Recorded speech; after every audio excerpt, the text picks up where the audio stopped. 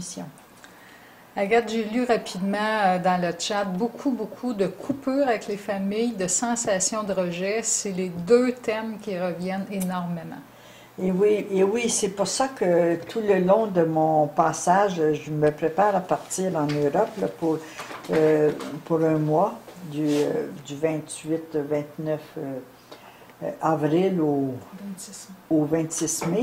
Et je me prépare à aller travailler le thème de la famille, le thème les sexes opposés, les rivalités, tout ça, parce que je le sais que c'est la grande souffrance. Peut-être que je vais vous garder quelques minutes de plus, si vous me le permettez, seulement pour vous parler de ce grand problème émotionnel, énergétique, mondial, humain. Ce sont les coupures avec la famille. C'est les coupures avec on ne se parle plus, puis on a quitté sa place. Mais là, si vous êtes ici, présent avec moi aujourd'hui, et moi je vous parle de la mission de l'âme, il faut comprendre quelque chose, c'est que si on élève sa conscience au niveau de son âme, du véritable sens de notre présence sur Terre se fait uniquement à partir de la fusion d'un mâle et d'une femelle. Que ce soit d'une façon génétique ou que ce soit d'une façon artificielle, il faut vraiment jumeler l'homme et la femme, le mâle et la femelle. Nous faisons partie de ce noyau d'énergie, et si nous voulons redonner la vie, nous devons recréer ce noyau initial de la vie. Alors c'est important, vous comprendrez que dans l'univers, il y a des lois qui gèrent et qu'on ne peut pas transgresser. Il y a des lois universelles qui sont intouchables. Et la première loi, c'est la loi du clan. C'est la loi de reconnaître d'où l'on vient, le sang qui coule dans nos veines.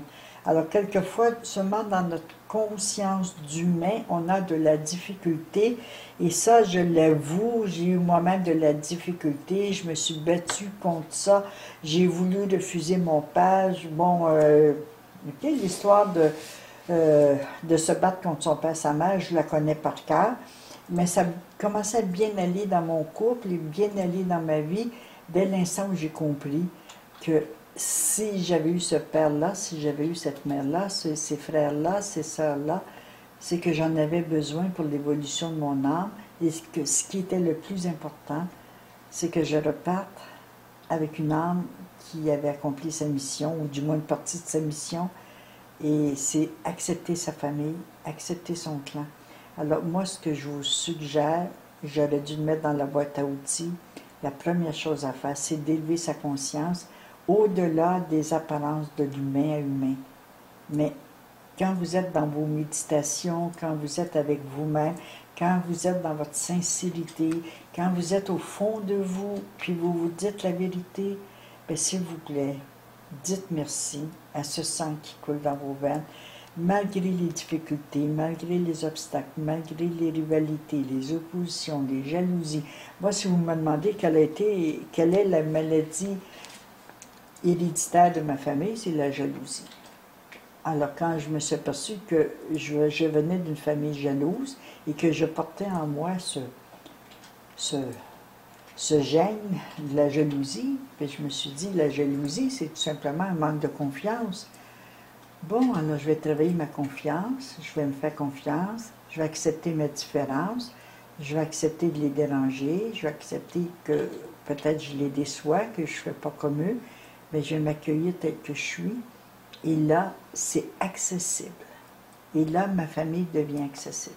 Parce que je me suis rendue accessible à moi. Alors, je ne sais pas si ça vous aide, si ça vous apporte des... Et peut-être que je peux vous suggérer, si vous avez besoin d'aide bien spécifique, eh bien, vous pouvez me demander des rendez-vous par Skype. Puis,